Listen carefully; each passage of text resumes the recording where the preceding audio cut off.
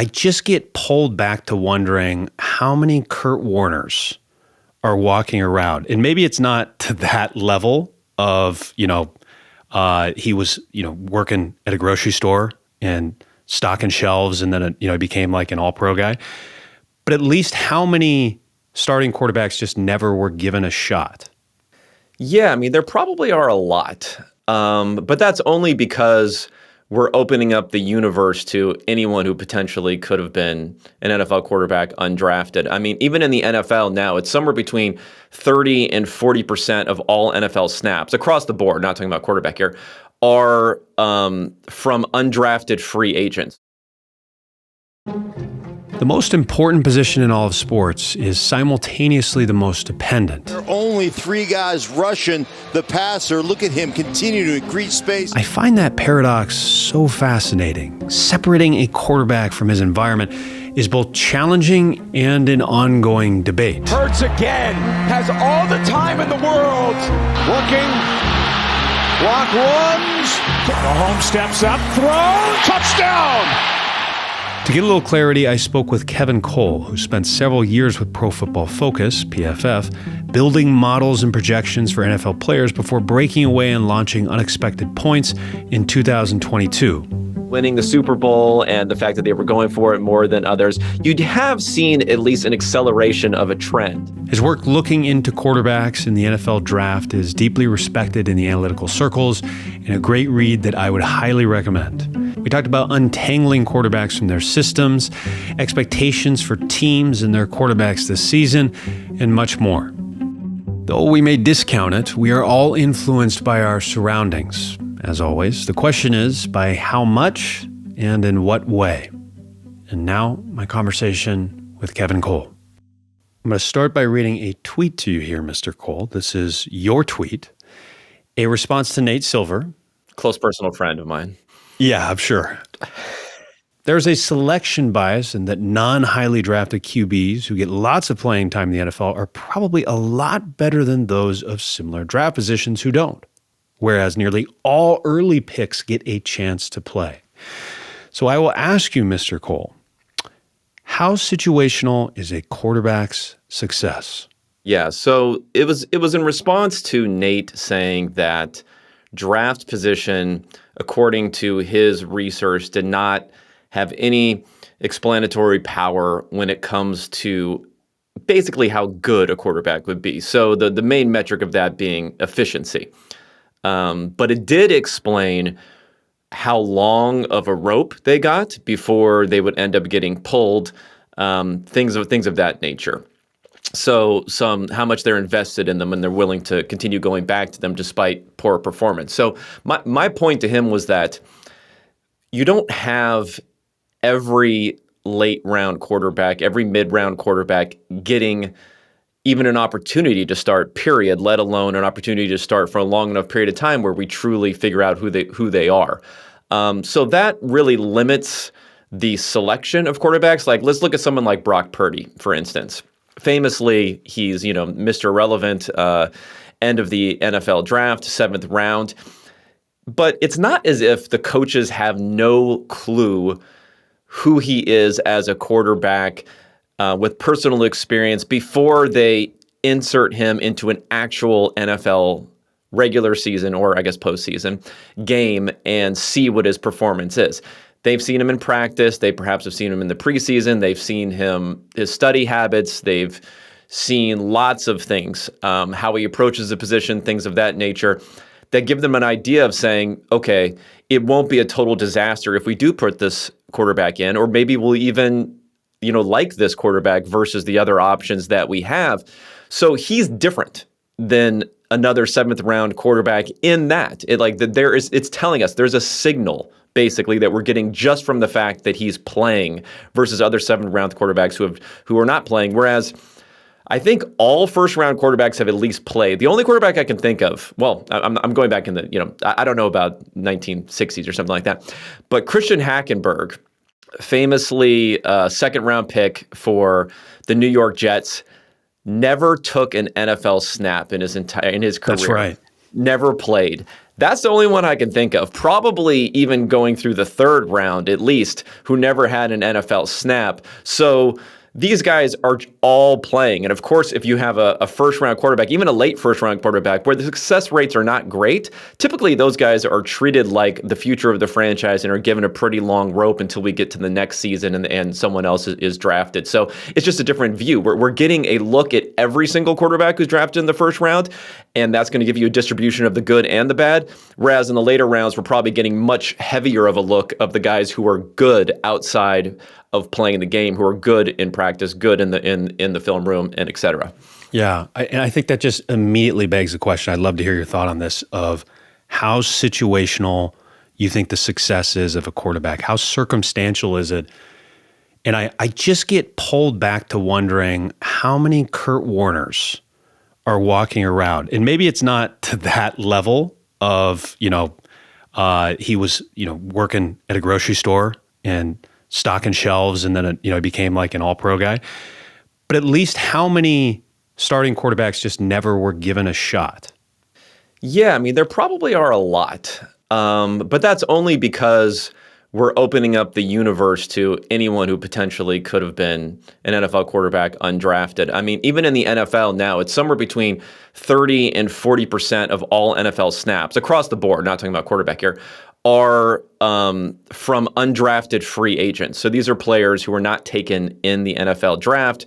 There are 250-something picks in the NFL draft. And the reason there are so many of them is because each NFL team is able to add and take a look at, over the course of a season, 10, 15, 20 different unrestricted undrafted free agents, as opposed to the 7 that they bring in during the NFL draft. So they're, on average, they're correct that the guys who are drafted are better than the guys who are undrafted. But when you have the ability to take a look at so many quarterbacks, it's huge. And when it comes in particular, I mean, look at so many players, it's huge. And when it comes in particular to the quarterback position, you just don't have the opportunity to get game condition looks in the same way as almost any other position. I mean, offensive line is similar in that if you have a good offensive lineman, they, barring injury, are going to play every single snap. Famously, Joe Thomas played, I think, something like 10 straight years, never missing a snap until he kind of fell off at the end of his career. Same thing for quarterback. Like, if you have a good NFL quarterback, they are going to play every single snap. You're not going to have a chance to look at them. And I think one thing that you find is that game conditions, especially for the quarterback, you cannot replicate those in practice the same sort of way, where you're not facing pressure, where you're not really having the threat of a sack, where you're not really having those sorts of game conditions. So you just don't have a chance to take a look at these guys. If you could take a serious look at many more different quarterbacks, I'm sure you could find lots of at least average quality NFL quarterbacks who never really got a chance to play. Yeah. I mean, I know there's been work done on kickers, for example, which are, different than quarterbacks, but there's reason to believe that there really isn't much of a drop-off with kickers. I mean, we're seeing guys in other football leagues kick very well. Now, maybe they didn't face the same rush, but I know PFF, I think, looked into this a little bit, and I think it went as far to say, like, hey, if you need a kicker, don't draft one. I believe Eric Eager maybe said that at some point. So you just have to wonder with quarterbacks, again, just if there are others walking around, and I don't know, for me, it's like, there's a realness to that, like almost a bit of sadness that we can all relate to. And it leads you down this road of, okay, like how situational is success in other parts of life? We could get deep into that one. But for now, we're going to maybe pivot to someone else that I'm going to read you some stats here. This is a guy that did play. He's played a lot. And I'm sure there's a quarterback that will come to mind as I go through these stats, and maybe for the listeners as well. 2018, first full season, 50 touchdowns, 5,000 yards, 80-plus QBR, the highest for any quarterback in about a decade. Fast forward to 2023, he throws for basically half the touchdowns of that year. So cut that 50 down to 27 TDs, in a career worst 14 interceptions. Then the following year, in 2024, this past season, he throws for roughly the same, about 26 touchdowns, 11 interceptions. His QBR is barely inside the top 10, so takes a step back, a noticeable step back, despite having more experience. These declines came after the number one NFL player bolted to a warmer climate, and the Swifties' tightest end seemingly lost a step. How situational was Mahomes' magic? Well, I mean, I tend to think when it comes to quarterback, and at least we're talking about the weapons here, and the offensive line can be part of it too. There's probably an effect where the synergies that end up almost exponentially growing your potential versus turning someone from a bad quarterback to a good quarterback, or vice versa. I mean, for instance, a good example would be when Tom Brady, some of it is just career, kind of a somewhat late career progression, really broke out when Randy Moss came to play for the Patriots. And it really was like the two of them together could achieve heights that neither of them could achieve with someone else. And it wasn't just 1 + 1 = 2. You know, you're getting more of that out of it. So I think there's something to that. Although I will say that Mahomes was pretty good the year after Tyreek Hill left. Was he MVP? I think he might actually have an MVP. So 2022, he was still very good. Yeah, so he's still an MVP. He still that's had the other some side amazing. Of it. That's the other side of it, right? It can be written both ways. It's well, hey, he's still pretty good despite losing these weapons. Still maybe top 10, but his receivers didn't really do the thing that you're hoping a receiver will do, and that is catch the ball. They led the league in drops in 2023, 6.9%. And we've seen these lulls with quarterbacks, and you've pointed this out, right? Rodgers had a step back. Yeah, I think the weapons variance is a thing. It matters a lot. But this is probably just my philosophy across a lot of the NFL or maybe even life generally, is there is a baseline level of what I would call unexplained variance. It's not that you can't theoretically explain it. It's just it's so difficult, and you don't really have the evidence and the data to be able to parse it all out because of all the different interactions and all the different factors of it. Where throughout history, and I did this quarterback, I call it the quarterback GOAT series, where I was ranking the quarterbacks, the top 50, and I have some others who are outside the 50 that I highlight to look at the value that they've had over time. And I plot out on their career how much value is being added by season. And you see lots of ups and downs for different quarterbacks. Now, some of those are situational. Some of those are, again, like different opponents that you're playing. Some of it may be, who knows what's going on in the personal lives of some of these guys or things like that. Who knows what's going on with coaching and other things that come into play. But some of it we really can't explain. And if we could explain it, we'd be able to predict it. That's the thing. And that's really the difficulty of something like that. When we can't predict it that well, at least, it's hard to say necessarily that it's something related to X if we can't look at X in advance and say, okay, now I'm going to make a better prediction based upon X. I think that totally makes sense. I mean, do you think maybe we look at the past and we kind of just, I don't know, in a way, you just you almost combine all those years into maybe a single frame of how you judge a player, like Tom Brady, guys that played for a long time, Breeze, right? And you kind of just smush that into a single frame when in reality, again, like you said, there's a lot more ups and downs. I mean, we're really seeing this with Rodgers in the most recent years. But he had a lull there, I think, before the Jets debacle, right? He had like a year or two that he really stepped back, statistically, right? Yeah, he had a few seasons where he was down.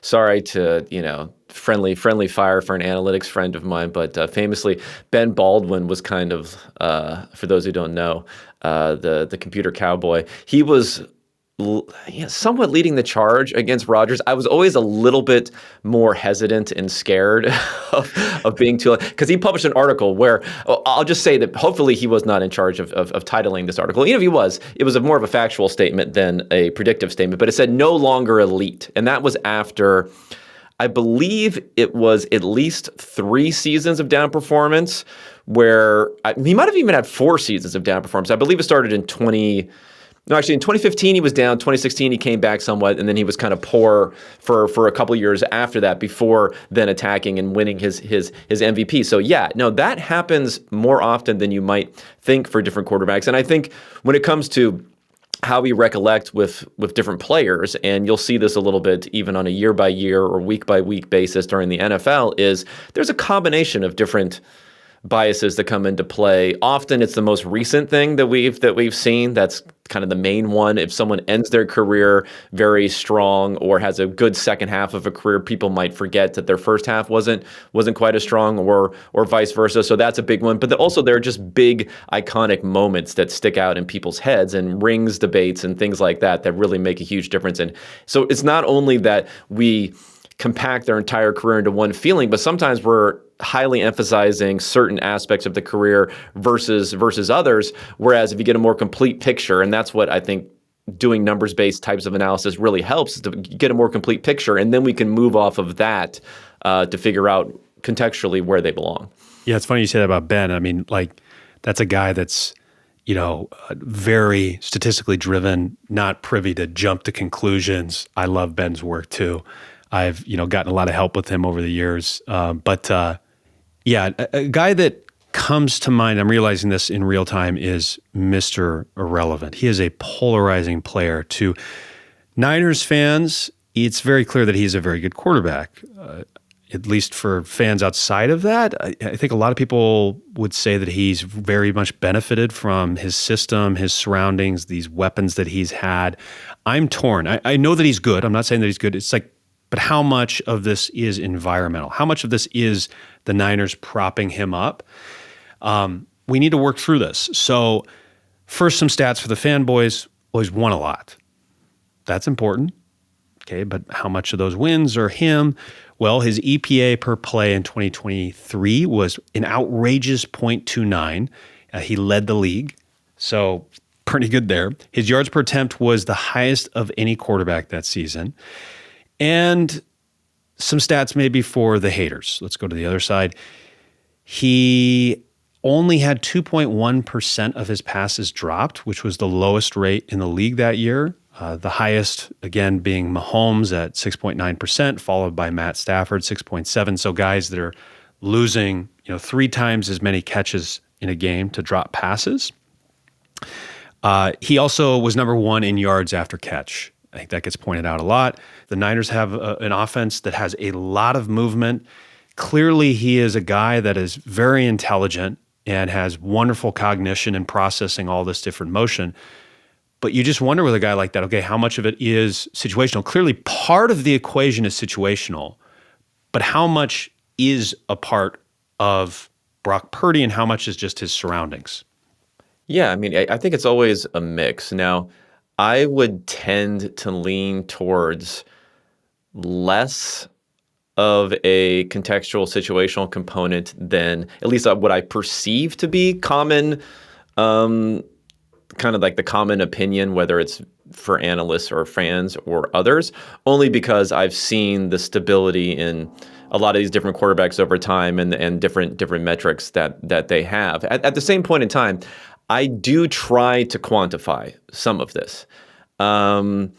Teammates are not directly a part of it in that, like, I don't say they have this particular player who's good, so therefore I'm going to contextualize it. But I do look at the evidence that we get on a play-by-play basis. So things like yards after catch, things like drop rates, also things that are charted that'll tell you whether or not an interception was dropped, whether or not a fumble was lost more often than others, because that's a huge factor when it comes to sacks and things of that nature. So all these different things come into play. And I also bring in another element where I look at kind of like time to pressure and things like that for an offensive line. So I wrap all these things together and then try to get an idea of how good a quarterback is. And what's really interesting when it comes to Brock Purdy is that starting off in those first 2 seasons or season and a half, for half of his rookie year he was kind of playing, or at the end of his rookie year was kind of playing, he received by far the biggest boost to his performance based upon all of these factors, which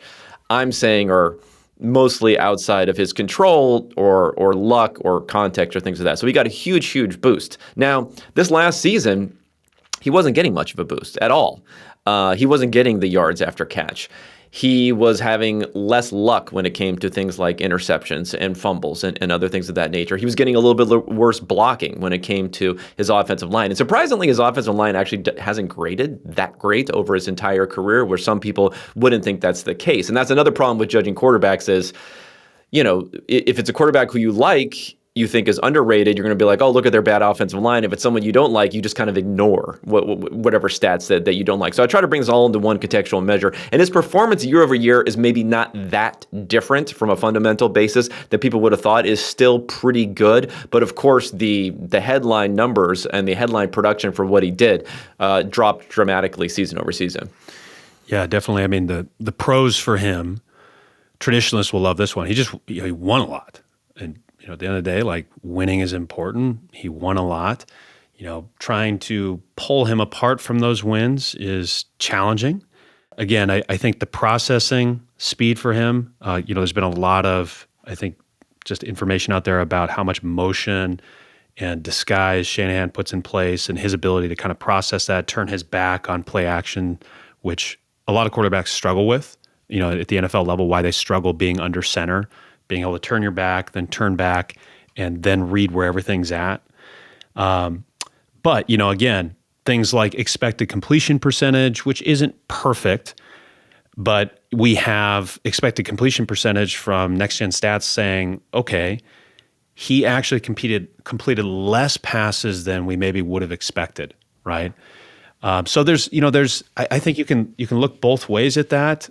He's definitely a guy, I guess for me at the end of the day, that I say clearly he benefited from a very good situation to start, but I am not going to say that he could just be replaced and he's not like a top 20 QB and you could just throw any backup in there and they're going to pull off the same results. But, we really don't know. It's really challenging, and guys like Sam Darnold don't help us out. When they go to a new system and they maybe have a little bit more help and suddenly they're a Pro Bowler, right? Yeah. So, I mean, even with someone like Sam Darnold, who's obviously had a big uptick in his performance last year, I think we want to look at the totality of someone's careers, the ups and downs, and I'm sure we'll talk about later how I try to do that with keeping in mind that, again, players can emerge later in their careers. It's just a rarity. It's an extreme rarity when it comes to today's NFL also. Yeah. Can you, I guess, maybe explain this adjusted quarterback rankings that you have? Because, I mean, I've looked at this and you have this Bayesian approach. So explain Bayesian statistics for people as well, so that we're not just using words that sound cool. Explain what Bayesian means maybe on a general level, and explain what your rankings are for these quarterbacks, because I love it and I follow it week to week. Yeah. So the Bayes' theorem is essentially telling you that you have an expectation going into an event. Normally it's used on something that's like a binary type of outcome. Let's say flipping a coin or something like that. So there's a 50% chance of each as your assumption, right? Your baseline assumption. And as you flip more and more times, you're tracking the evidence and your assumptions could shift, and maybe you could actually find some evidence if it's variable enough that it's a weighted coin or something against you. It could be used for, I did something once with making field goals, for instance. Now, obviously it changes. There's a little bit of a distance. There's things like that, but you can use it in that sort of nature. Now, for quarterbacks, there's a type of distribution. You can use the normal distribution, which I think people are probably somewhat familiar with, the bell curve, as they would call it. And so you have these two different distributions, and then you're using evidence to update what your assumptions are about a player as it comes in. And the more evidence you have, the more you're shifting your assumptions for who this player is going to be going forward. So in a way, they use different terminology. One is talking about like the true. So the truth is kind of being revealed. The underlying truth is being revealed versus the assumptions that you just have going into it. So in this case, I look at the careers of quarterbacks I call franchise quarterbacks. Now, I'm just including in this bucket anyone, I think it's 1,000 dropbacks over their career historically that we have in this data set that is going back to about the year 2000. So we're not going back too far on it. And you say, here's your distribution for over their careers. I'm building a distribution that shows what was their efficiency for their play level efficiency, so either on dropbacks or even on design runs. Also, I'm including in this the play involvements that they've had. Design runs only for the quarterback, not for running backs or other people. The plays they've had, and it kind of shows you that it fits pretty well to a normal distribution. You have a few players who are way out there as outliers, like a Peyton Manning or a Pat Mahomes or Tom Brady or someone like that. You have a few who just completely kind of washed out after a few years. So they got up to 1,000 plays, but they kind of washed out there. And then you have most of the distribution in the middle. So you have that. So that's your starting assumption for a quarterback. When they enter the NFL, I also have a little adjustment based upon their draft position that moves that up or down. So again, the thing is, you don't just have a singular number. You have a range of outcomes for who this quarterback can end up being. And then you also have a range of outcomes for what happens on an individual play level. How much, in this case, I'm looking at expected points added for every single play. And then as you have that, there's a formulaic way of merging these things together where if you have 2 plays and you know that your average EPA was a certain level on those 2 plays, then if it's higher than what you're expecting based upon this distribution, it'll shift up a little bit. And then if it doesn't, it'll shift back a little bit. So there's 2 different things. One, your expectation for your average or your mean is going to shift up or down. The whole distribution is going to shift. And another thing that happens, this is the important thing, or equally important thing that ends up happening, is the more evidence you get, the more that distribution narrows. So as we know more about someone, the upside ends up being lower the more that we know about someone who performs as an average quarterback. The longer they do, it shrinks further and further. And then the downside also goes down. The more someone has performed like an average quarterback, the less likely it is that they're really, a quarterback who's marginally makes an NFL starter and would end up getting replaced throughout the season. So it's those 2 things together. And for me, it helps put into perspective and not get too caught up in maybe the most recent thing that has happened. And it also helps me in a way because I discount past performance of not relying too much on things like career statistics where there is a difference if you've played better recently than you played better in the past. So it helps have that as part of the discussion too, because again, when it comes to stats or it comes to any sort of evidence, you can cut it a bunch of different ways to make a point that you maybe want to make before you even do the analysis. So there's a recency to it, almost like Darko for basketball, where there's a benefit to playing well as of late, and the Bayesian side of it is it's an updating model of sorts. Correct. And it's looking at the actual evidence. And then again, if you wanted to do it, and sometimes I chart it out where you could do it on a play-by-play basis if you want, to actually show how it moves throughout time. And it'll move more early on, which is weird because you would think, according to some people, they would say, rookie performance. Generally, it's like when a rookie is bad and it's a quarterback they had a high ranking on coming out of college. Surprisingly, how those 2 things correlate. They'll say, just throw it out the window. Like rookie, it's gone. We're on to second year. And let me give you these 2 examples of guys who stunk as rookies who ended up being good to prove my point and ignore the hundreds who stunk as rookies who ended up being bad. So you would think that maybe like early performance doesn't matter as much. But in fact, when you don't have much evidence, the evidence is actually really important because proportionally it's a bigger deal. So if I have a quarterback who's been playing for 4 years and has a bad week 1 or a bad first 3 weeks of the season, and they were excellent before that, I'm going to weigh those first 3 weeks of the season a little bit less than I do if a rookie or someone who was average as a rookie who then has a bad few weeks in his second season. It's not to overweight them, but that's another thing that goes into it is you're going to weight it less. So for instance, Aaron Rodgers, when he had that lull down in his career, while I'm discounting his MVP years before that, those are still part of the equation. You can't just say, he had 3 bad years, so therefore that's only thing I'm really going to concentrate on going forward. That stuff still matters and is still part of the projection going forward. And as we talked about Pat Mahomes, those great, fantastic best start to a quarterback's career ever by my numbers, that's still part of the equation. It's still part of the reason, maybe spoiler alert, that I would probably still project him to be the best quarterback in the NFL going forward. Yeah. And I'm thinking about something you just mentioned there as far as rookie quarterbacks. I immediately go to Caleb Williams. What does the data show for guys that maybe have a bad first year, like a Caleb Williams, that are drafted high, have shown promise maybe in college, have seemingly the tools, but have a really poor first year like Caleb Williams? Again, we get back to the circumstantial piece. How much of it is environmental? He's in Chicago. He doesn't seem to have much help. How much of it is Caleb Williams? Yeah, I think what you end up finding is there's a pretty strong correlation between rookie year performance and how well you end up doing in the future. Now, some of that you can illustrate just by looking at numbers. What I like to do things, visually, where essentially if you end up just plotting out someone's adjusted quarterback efficiency, so that number that I put together. I like to combine that sometimes with PFF grading because it's a proxy in some ways for looking at film or looking at what may be missing even beyond those numbers. Although my adjusted numbers kind of get closer to PFF than the non-adjusted numbers. So there's some overlap between those two stats. If you look at those and you say the guys who are in the top right, so the guys who are doing well in both different categories, you find some misses, but not many.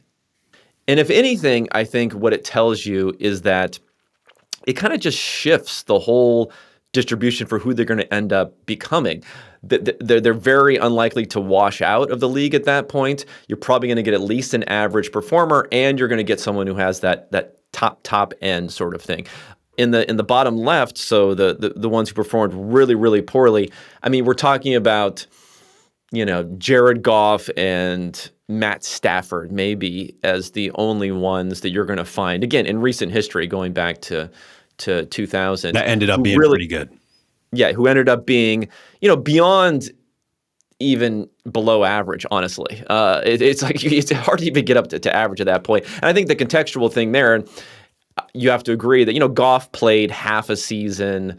Obviously, there was a big coaching change. It was kind of dysfunctional in what was going on there. But it's important from my point of view, like if you're doing the evidence-based thing, having half a season of really bad rookie play is less, is telling you less about the quarterback than having a full season of really bad rookie play.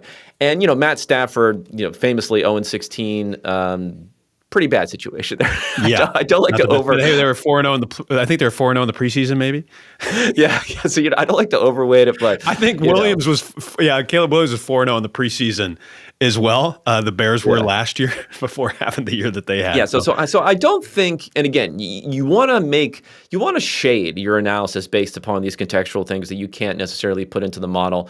But you don't want to overweight these sorts of things. So when it comes to Caleb Williams, I mean, by this type of analysis, he ends up being, not that bad versus all rookies. So he's below average, slightly below average. He's not in the category of a complete disaster who most often or almost always wash out of the NFL. So I think he has potential, but it does severely reduce your ability to jump up into that top tier. So I think it's important. And again, when you talk about this whole thing of if it's a thing, we should be able to predict it. If there's a truth to it, we should be able to predict it.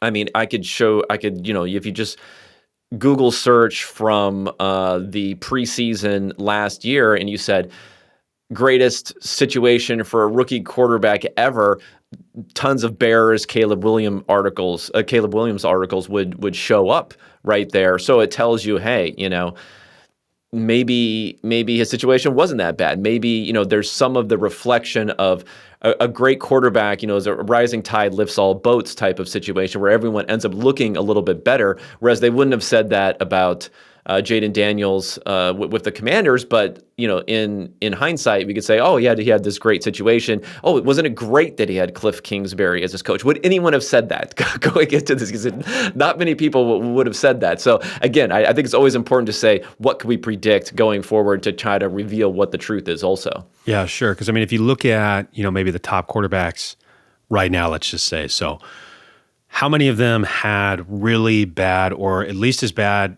maybe Williams didn't have really bad, but he had a bad rookie season, at least comparative to what other quarterbacks were doing, not their other quarterbacks' rookie years, but just what other quarterbacks did.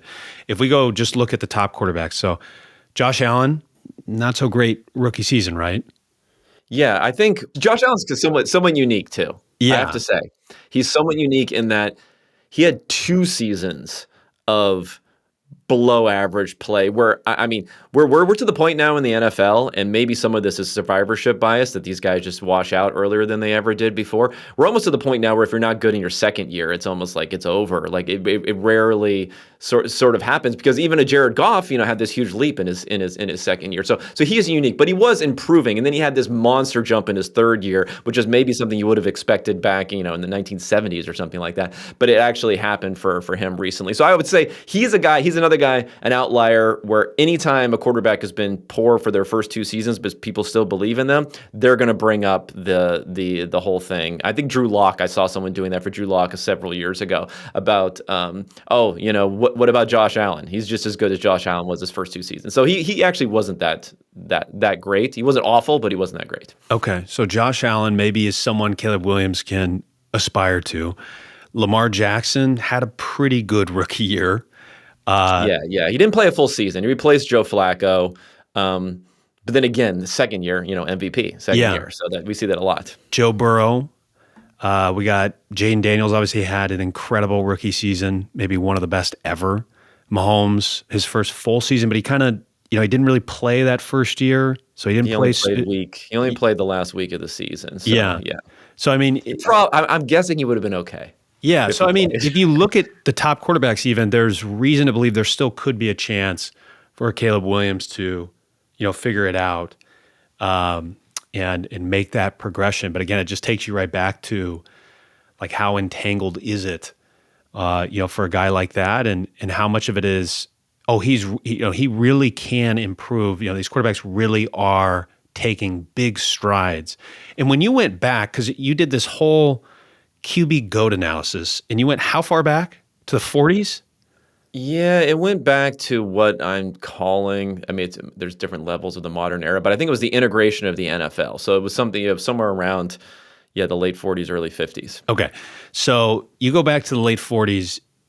What was kind of standard for quarterbacks? Maybe, maybe not all the way back then, but through the years, if we look at like 70s, 80s, were quarterbacks maybe getting initiated in the same way, or was it a different way where it was like year 3, 4 is when they were really coming onto the scene and getting a chance? I mean, what was tradition versus today? Because it seems like today we just have a lot younger quarterbacks, because maybe running is a lot more prevalent, taking the helm, and rookies starting right out of the gates.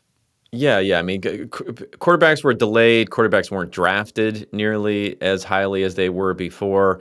Certain teams, if you were a dominant team, like let's say the Vince Lombardi Packers, Bart Starr, extremely efficient. He barely threw the ball. So that's why he gets a little bit of a ding in my analysis based upon that. So if there's just less importance, maybe you could look at it in a spectrum between the NFL and, college football, maybe going all the way down into high school football. It would have been further on that range towards what a dominant college football program or a dominant high school football program was in the past, which is the quarterbacks become more interchangeable. The more interchangeable they are, the longer teams are willing to hold on to a known commodity that they may have versus someone else coming in.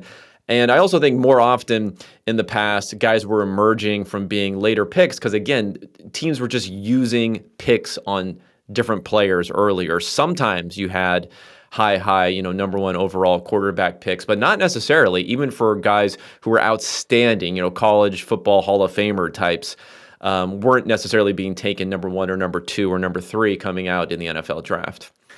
Yeah, it's just obviously changed so much. Were there any quarterbacks that really surprised you as you went through that? Yeah, there were quite a few. A modern name would be, on the upside, would be someone like Phillip Rivers, where, I always was a Rivers fan. I was always someone who probably thought he was the best of that quarterback class, despite Ben Roethlisberger and Eli Manning also being in that quarterback class. But it's really was somewhat shocking to see the accumulation of value over time for him. And again, he's someone who didn't have that playoff success, right? Almost anyone who overlapped with Tom Brady, it's pretty hard to have deep playoff success, but he didn't even really have moderate playoff success. And he also played in an era where getting all pros, where you have to be number one or number two as far as the best quarterbacks in the NFL, in the opinion of NFL writers, is going to be really, really difficult when you have Peyton Manning and Tom Brady and Drew Brees and all these different guys who are taking those slots every year. So he ended up ranking really highly. So that was definitely a surprise that he was that high. On the flip side, I'm trying to think of who ranked low. I mean, Brett Favre was somewhat low versus what some people may have thought of him. The gunslinger type. That has nothing to do with the news that's come out post his retirement. No, totally. Nothing to do with that. You didn't wait totally the Netflix documentary? Totally unrelated to that. But again, Favre's one of these guys where it's interesting. He was a second-round pick from the Atlanta Falcons. Showing how unpredictable it is for these different things is, he never played with Atlanta, traded over to Green Bay. And he's in this system where it's supposed to be this West Coast system, Holmgren, precise passing, this and that. It kind of seemed like the guy, he tells these stories, and some, he's overplaying these sorts of things.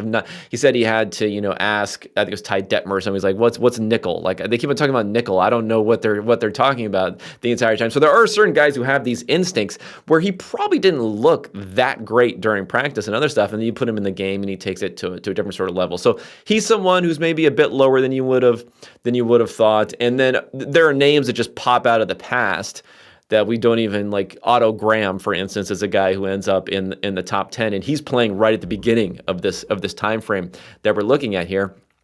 And it's someone, as a later career start, some of these guys, football was not the industry and not what it is today, so we don't quite see it. Maybe not their main source of income either.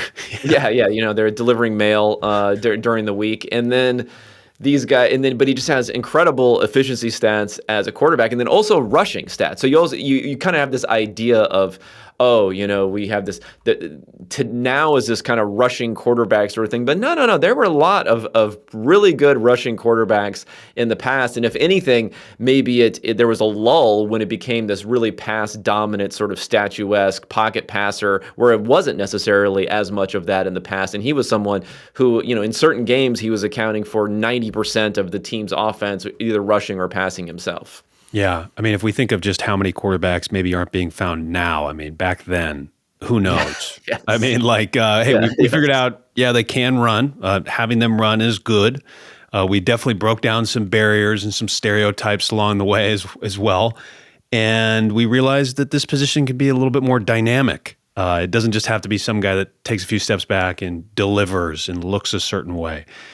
And for good reason, right? But, I guess it takes me to this question of just, at what point is a quarterback overrated? Like, at what point are we just giving them too much credit, good or bad?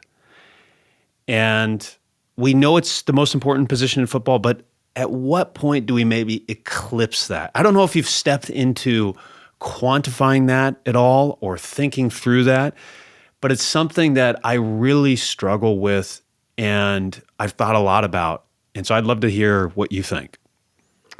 If we're talking about the quarterback relative, the importance of the position relative to the team winning or losing games, I honestly don't think we're even at the point of being overrated, or just because cognitively it's really difficult for people to wrap their head around the fact of the importance of this one player who doesn't play defense, doesn't play special teams, has 10 other players on the field around them, another 11 players who are on defense. You're paying maybe 2/3 of the amount to a pass rusher than you are to a quarterback in salaries and things like that. So you're like, okay, well, maybe that's how it works. When the reality is, I mean, they really just are that important. So I don't know. And I think it's kind of boring maybe from your, I really want to know the game sort of aspect to say, concentrate on the quarterback, talk about the quarterback. Is the quarterback good or not? Like, guys want to branch out and learn all these other things But the reality is they are kind of more shifting things on the margin, especially in today's NFL than what the quarterback is. So if anything, I think the quarterback is still probably underrated versus other positions on the field. But individual quarterbacks can end up being overrated quite often, either from recency or playoff bias, probably being the two main factors. Yeah, and I wonder if, like how much the pay is a part of that, right? So for example, the middle class, as they say, of quarterbacks, that's kind of like the zone of death for a team, maybe. If you have a quarterback that you're paying in the middle class, you're typically paying them very close numbers as an elite quarterback, but you're not getting elite pay. They're just maybe not on a rookie contract anymore. And so you wonder, and maybe that's just with hindsight, maybe a third of our quarterbacks, this middle class, is overrated because they're getting just huge deals still. Maybe everything just seems huge because the money is just so big now for quarterbacks. But at what point is that overrated? Yeah, I mean, what's interesting, we're talking about whether a contract is too big or too little. There's two different ways to look at it. There's one way is to say if we just like wipe out the entire NFL salary base and we're going to start from square one with no assumptions about where players should be, none of that kind of weighing on our decision, these anchors that kind of weigh on what players are being paid. I'm not sure the middle class of quarterbacks is being overpaid in that sort of circumstance, but they're clearly being overpaid versus the high end of quarterbacks who aren't making nearly as much. And it would be interesting as an experiment just to say if we got rid of the franchise tag in particular, which was kind of designed to only be for quarterbacks, that's been expanded elsewhere, it across many different positions, but especially the quarterback, it just holds down the high end of salaries because teams are willing to use one or two franchise tags on a quarterback in part of negotiations. So every single time you're negotiating, especially if you still have a year left in your contract, those numbers are being plugged in. Again, backwards looking numbers, the top five contracts, based on the top five contracts at the position looking backwards. And those are just a drag on any amount of money someone's going to make going forward. And if you say, we're going to throw, the whatever, $60 million at you as a signing bonus, then quarterbacks just end up agreeing to these sorts of things. So if anything, that would be an expansion at the top was how it would affect those things, they're being overpaid or not. And I also think, though, when it comes to teams and what they're trying to accomplish, it's like, are you trying to just not be bad? Like, let's look at the Raiders this year, bringing in Geno Smith and other things. I mean, maybe Raiders fans want to be in a playoff hunt like a type of 9-8 situation, season. even if there's no real chance of winning the Super Bowl necessarily, because they just haven't had it in so long, or having so I think there is like value in that, where if you're too rigid in saying our only thing is maximizing the chance of winning the Super Bowl, then you probably would not re-sign certain quarterbacks. You would be more willing to test out quarterbacks and this and that. And when it comes to, this is what I would, if I could theoretically do something. There's a lot of noise in the NFL too, so it's like really hard to be very, very, very bad. Because again, fans, if you're bad, fans think you're even worse. It's weird. Fans are like, they get too high and they get too low. So living in that can be a little difficult. But yeah, no, if I was starting off with the NFL, I would just try to restructure my operations. I mean, number one thing I would do is restructure operations so that I can meaningfully evaluate. And again, it's difficult because again, playing is a lot different than practice. Meaningfully evaluate as many quarterbacks as possible, not going too far.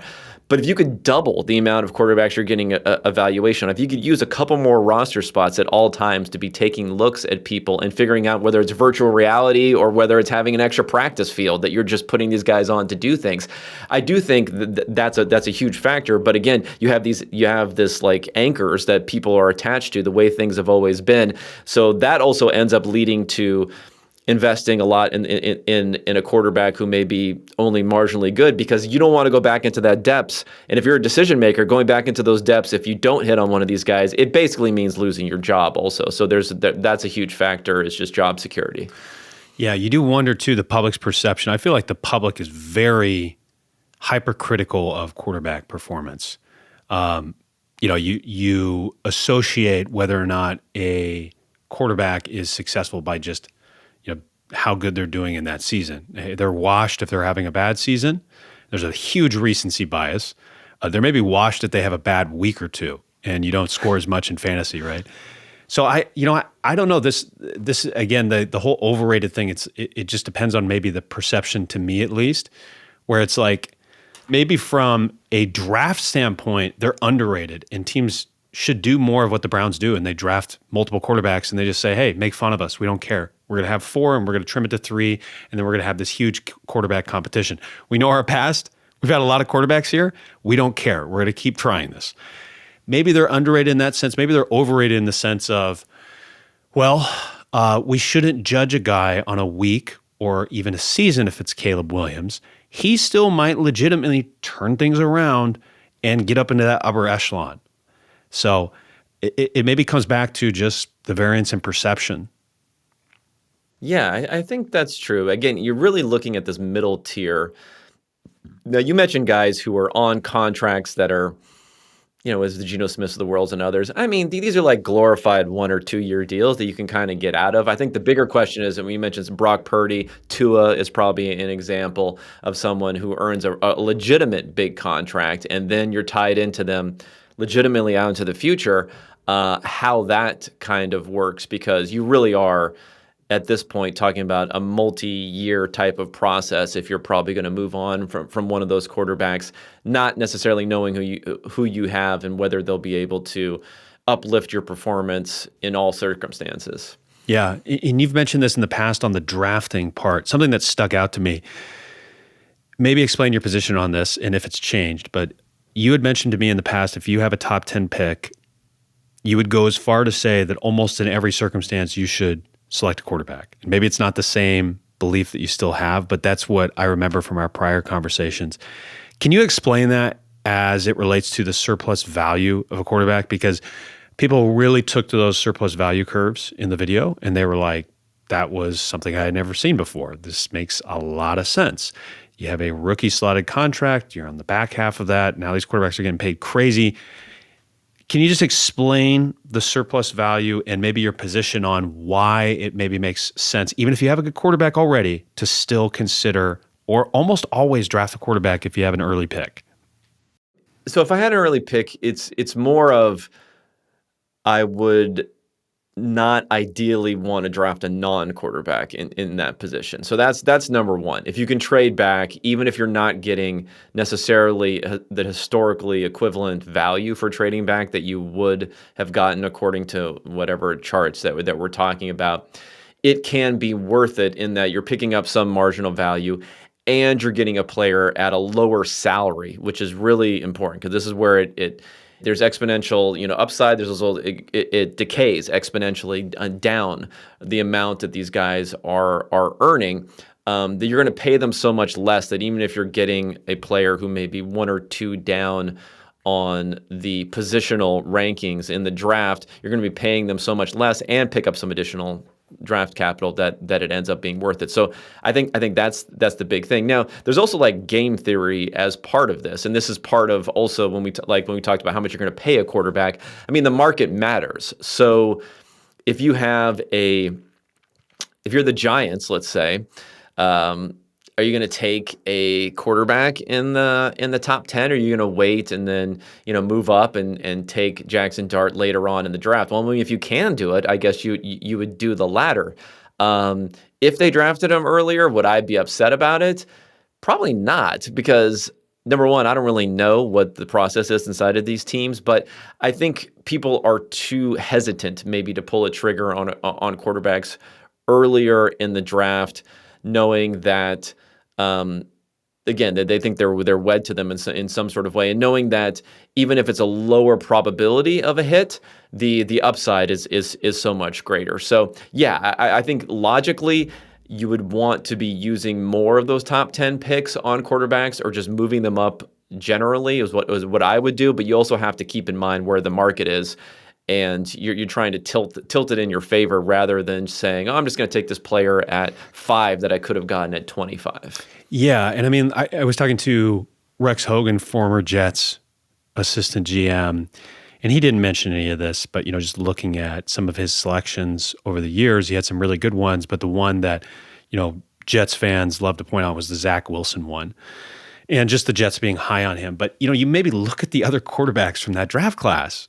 And it's like, okay, well, we have Trevor Lawrence at 1. So he wasn't even on the board, and there's some questions there. Justin Fields at 11. Trey Lance at 3. We have, I think, Mac Jones at 15. Mac Jones at 15, right? So it's helpful maybe to go back and say, okay, well, these other guys also didn't do so great. And so there maybe wasn't a clear sign of who should be drafted in that first round. And again, like jumping to, well, this is a failure. That's that weight that I'm sure the GM feels. And Rex shared with me of when you're finally in that position and it's real of like, hey, me and this one other guy say we're drafting that guy. There's this whole fallout that happens. There's going to be a giant auditorium of people that are questioning us about this decision. And so much of it is going to hinge on just this one guy's performance. You have to think that weighs on someone. And I mean, they've said it has. And you wonder how much that weighs on the decision to not follow what seems like a much more, I guess, just understandable strategy that you lay out of like, hey, you should probably take more shots at a quarterback in the draft.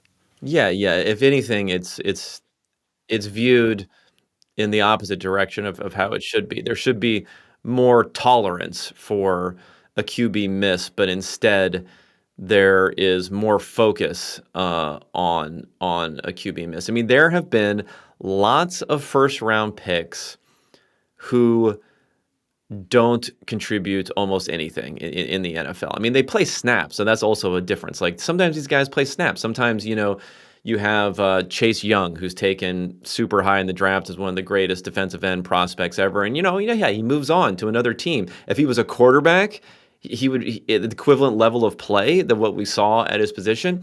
I mean, he would just be a backup at best anywhere else, and he would be labeled as a tremendous bust. So these guys, there are reasons why it's the case, but I think there just has to be a mentality of saying we're willing to take these guys a little bit more often. I think what really hurts teams is that there's probably not enough differentiation between taking Justin Fields, or Mac Jones in the teens. Those guys are often anointed as being the franchise quarterback going forward, no matter what, almost on the same level as if you had taken them number 5 or number 4 or number 1 overall, where it's a huge difference. I mean, there's just a big difference in how much you're investing in these types of quarterbacks. But much of it is just, again, you're going to have to be able to block out the noise. It's a long off season. It's a long time between games. Like if you were having games every other day, I think there'd be fewer problems when it came to the ability to block out the noise. And again, people move up and down on different extremes. So, can you tolerate all of that as an owner, as a GM, as a head coach? It's just extremely difficult to do. Yeah. Yeah. And what I love about your, these surplus value curves, just kind of thinking through it, you think, okay, we can draft the single best guard available. Offensive line is important. We can get the best guard. Well, you can get a guard for fairly cheap in free agency, at least compared to other elite, positions. And so even if you hit on that guard, like let's say you get the best guard in the draft, if you average this out over time and maybe you're playing it as every 2 drafts we hit on a quarterback, every 3 drafts we maybe hit on a quarterback, maybe it's every 2 or 3 drafts we hit on an elite defensive end, it still actually doesn't maybe work out for you because you can go find those cheaper positions in free agency, linebacker being another example maybe, fairly easily, a lot easier than these elite positions where you're probably going to have to overpay in the free agency market. And yet we still see teams, draft these guys fairly high each year. You have to wonder sometimes if they're filling a need and they just have to fill a need because they just couldn't accomplish it in free agency because maybe ownership didn't give them quite enough money. They didn't sign off on a few more checks for them. And so they just couldn't get that last free agent. But, the way that you described that to me really stood out. And did that come from your time at PFF? Because you had a time maybe just explain your role there and what launched you into PFF and what you did. And I don't know if that was maybe what led to eventually creating these surplus value curves, or if, that was a completely different track. Yeah. Well, so I started off doing more analytical work that was involved in fantasy football, obviously very stats based and stats heavy. And then that just translated more and more to looking at, quote unquote, actual real football, however you want to think about it, like how we talk about sports analytics with a bunch of different sports. And then that rolled into getting a job at PFF, and they're doing a number of different things there. Now, the surplus value curves, that was really, I believe, invented, if not highly popularized, when going back to the Massey Thaler pick of the loser's curse.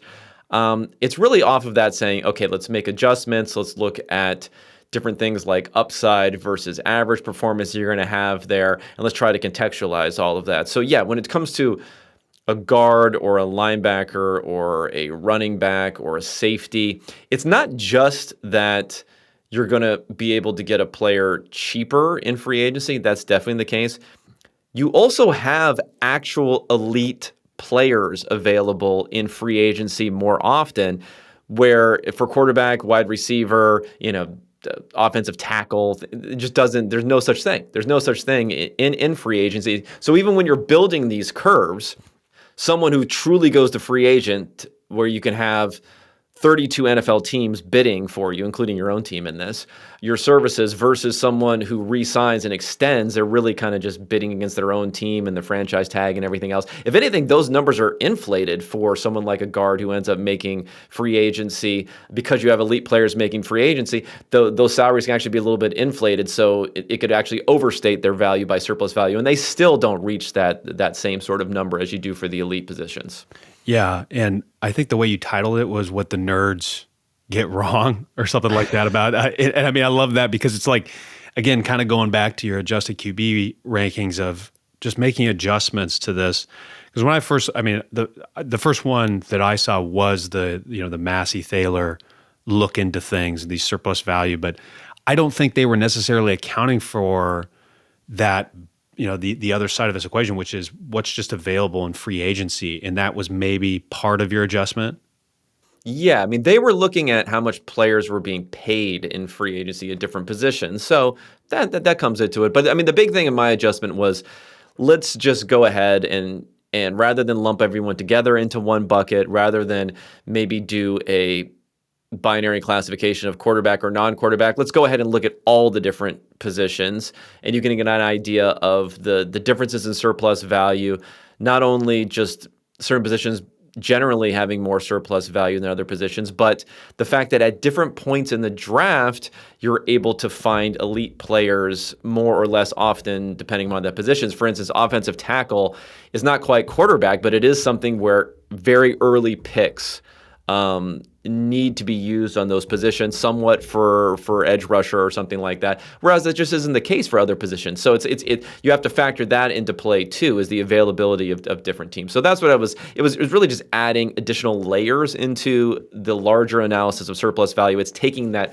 one number and disaggregating it into all these different positions, so you can think specifically about how you want to strategize in the draft beyond just maximizing some sort of average surplus value number. Yeah.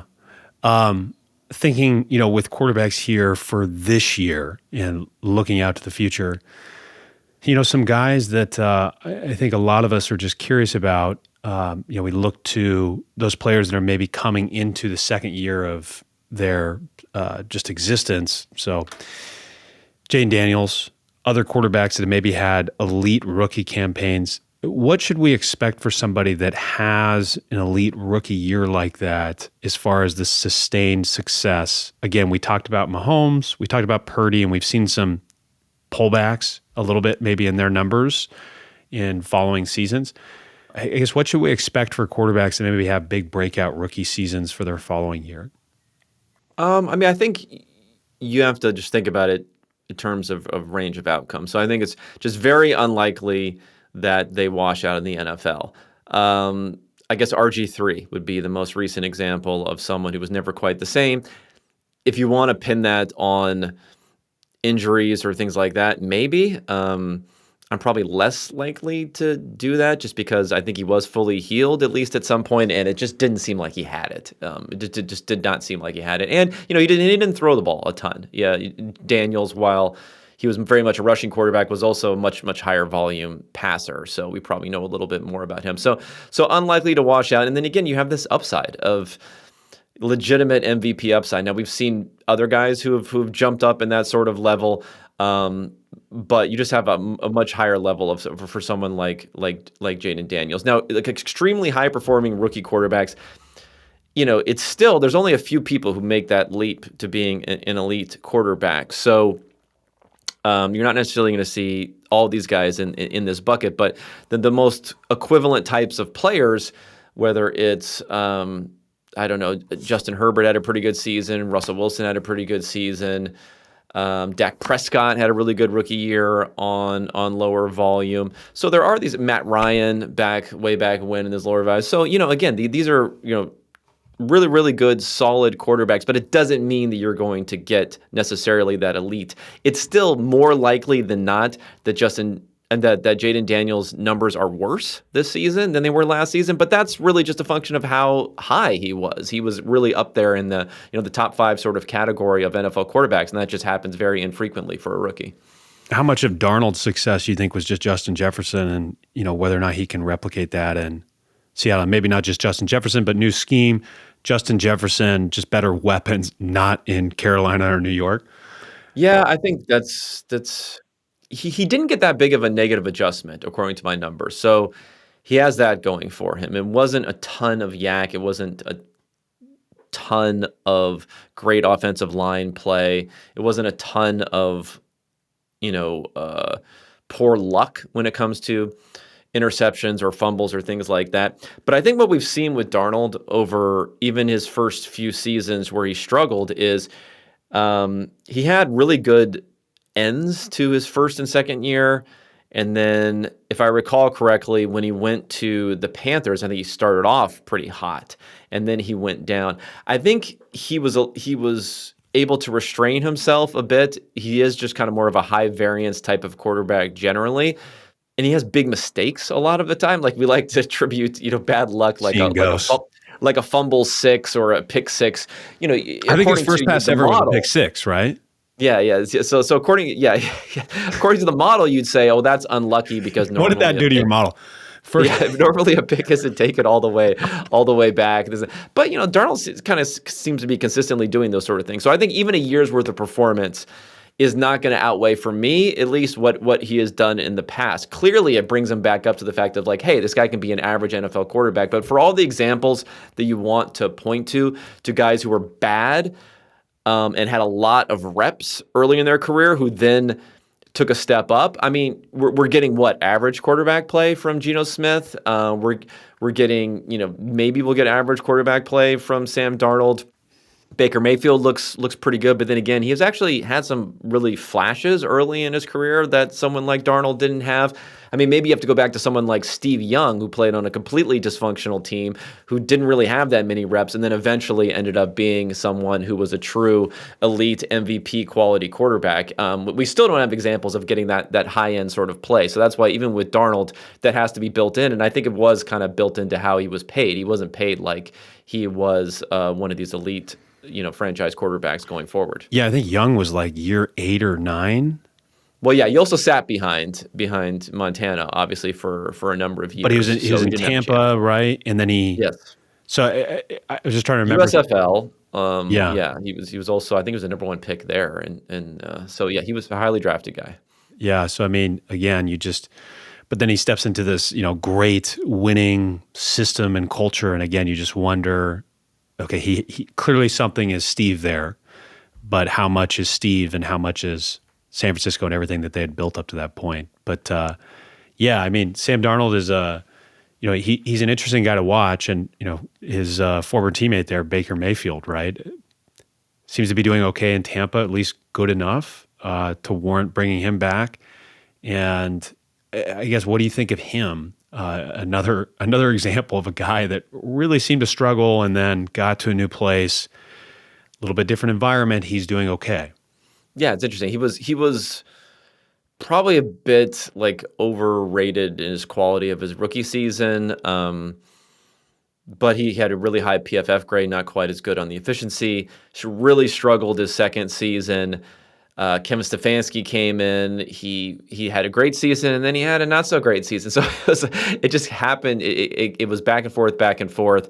Would have been interesting to see what the Browns would have done if not for the fact that they thought they had an opportunity at acquiring a truly elite quarterback in Deshaun Watson.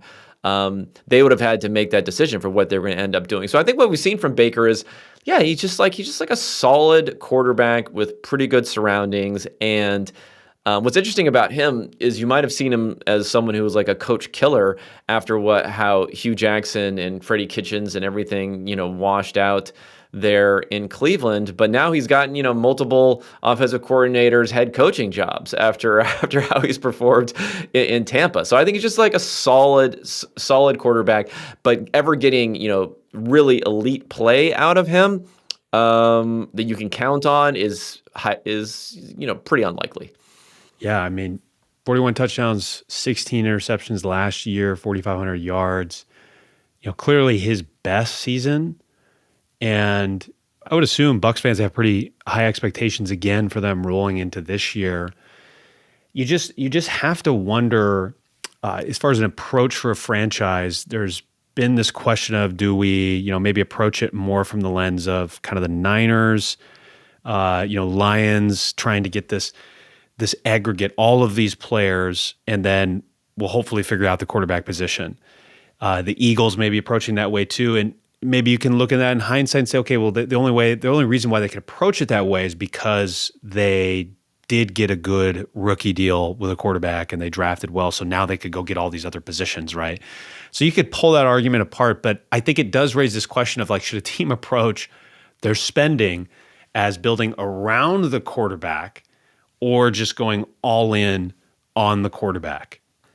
I don't know if there really is a necessity to choose one or the other, especially the way these NFL contracts are now formed. I mean, if we look at the Eagles, for instance, they have a legitimate elite quarterback payout, at least contract for Jalen Hurts, and they're paying everyone else a ton of money at the same point in time. And this is, again, Jalen Hurts, who I think most people would agree that he's probably not like a Josh Allen, Lamar Jackson, Pat Mahomes type of Joe Burrow type of quarterback. I don't think anyone in the NFL, including Howie Roseman, wouldn't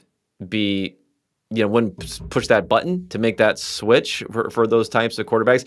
And yet still they're paying him so much. Now what they're turning, and I think I called it like cap alchemy, essentially. They're like redefining that right now as far as pushing things out into the future, using void years. They have this crazy structure with Jalen Hurts where a bunch of bonus money hits in the future, which then pushes it even further because then it's amortized over 5 years into the future. So they're doing a lot of stuff now, and I think maybe that's what you're seeing with some of these NFL teams. You don't really have to choose. The problem is if the players aren't good, then you're screwed. Yeah, it's like subprime loans. It's if the players continue to be good, you can almost pay them whatever because you can just kick the can down the future. We saw this with the New Orleans Saints for quite a long time where they kept on kicking the can, but Drew Brees was good. They kept on kicking the can on a bunch of positional players, but these offensive linemen and Cam Jordan and other people ended up being really good. Like they extended way beyond what you would assume they were going to be for the age curves for these different positions. So as long as these guys are good, like San Francisco 49ers, they give all this money to Trent Williams. As long as he continues to be Trent Williams, then it's not gonna matter. The problem Why aren't is more maybe, teams doing that? I guess I'm just surprised that more teams aren't approaching contracts like that then. Well, you got to have the good players first. For sure. You got to draft and acquire good players. That's the most important thing. That's why everyone focuses so much on evaluations. That's why the draft industrial complex is like the biggest thing on the face of the earth. Now, of course, it's totally completely overconfident in your ability to do that, but that is the biggest thing. How you derive edges, and this is important to say it's an edge, it's not the entire thing. You derive edges by how you pay people, how you increase your probabilities of getting those players and things of that nature. But to actually get those players, it's going to be a combination of skill, those edges, and then a degree of luck when it comes to it. Sure. And having owners who are willing to pay. So that's another thing. The current part of cash, the financial alchemy is giving them a lot of money up front, because that's the money that's amortized over time. So you got to have owners who can cash checks. And the NFL is somewhat different from other sports, and there hasn't been nearly as much ownership turnover because everyone makes a lot of money. So you have the Rooneys who bought the Steelers for I'm not even joking, like $30,000 or something like that a long time ago. Yeah. You have, the Brown family who bought the Bengals for nothing. You have them, and then you also have, Walmart money coming in, David Tepper money coming in. And then, lots of money half of the franchises have huge money behind them where they can afford to cut those checks. Are the Bengals going to employ the Eagles strategy? No, it's just never going to happen. Yeah. Yeah, it's an interest-free loan in a way for the cap room, right? Using things like void years. I mean, just makes total sense. But for the owner, cash, not cap, right? Well, I gotta pay this money now. But that's I think a really important piece, because you still look at guys like Darius Slay and just other Eagles trades that occurred where they were getting seemingly more proven guys, where there was a fair amount of data to suggest these guys are pretty good. They've been in the league for a while. We can see that they're pretty good. We'll move them over here, and then we'll do this whole cap alchemy in a way. And A.J. Brown being another example. You just have to wonder why more teams aren't doing that, and how much of it comes down to just that current spending piece. Yeah, I think they just don't have the talent and then again the ownership willingness to be able to pay it. But important thing, I think I did a post on this, but another way to think about it is, if you're paying someone today, you always have the time value of money type of situation. So the player would rather have the money today than have it in the future. So if you're giving them more money up front, the player might actually take a little bit smaller of a contract, right? If they're going to say, as part of this contract, I'm going to give you $50 million today rather than give you $10 million a year over the next 5 years. But you're still amortizing that money over 5 years. So that $10 million that you're paying 5 years from now, despite the fact that the player's getting that money up front, you're getting that talent, they have a small cap hit in this year, the cap is going to have gone up. So that 10, if you think about it as a percentage of cap, which is all that matters, you're actually paying them less than if you would have given them the money in this current year, if you're just adding up the total amount of available cap that you have over time. So you're also creating more cap space in this perpetual sort of nature as things go on. The thing is, at a certain point, you have to be able to reset. So that might be that's the other side of the equation. And we saw Howie Roseman survive a down and up, but again, he was demoted. He was basically kind of put in timeout, and Chip Kelly took over and everything else. So if you guys are able to do this, because that's another important piece, is okay, we need to pull the plug, we need to reset, we need to flush everything out, and we still believe in the system. Yeah, we still maybe believe in this system. I mean, you just wonder.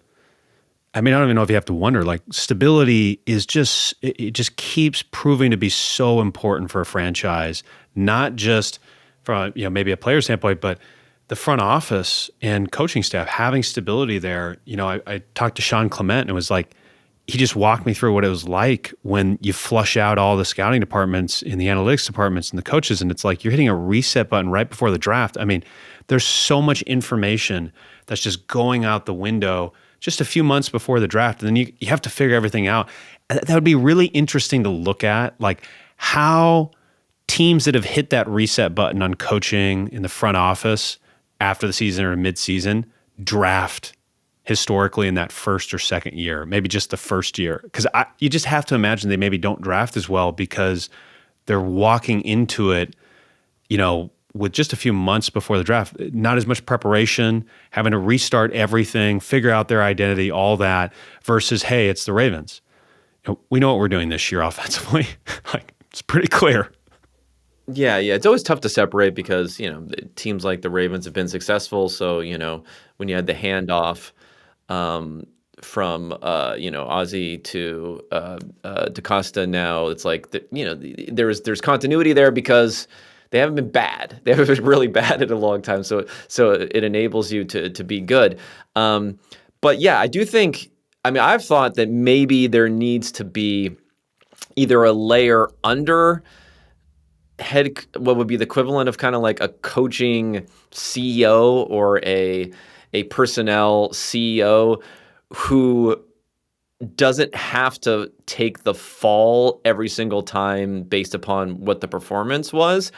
Because now, like, if you don't draft well for a few seasons, you get rid of the GM. Well, that's the top of the pyramid, essentially. There's no one else above them. There's no reason to have continuity. You bring in a new person, they're not going to say, "Oh, I love this setup that you have here with all of these people. I'm going to keep all these people." No, they're going to have a whole new setup. So I do think that teams could probably benefit from having another layer.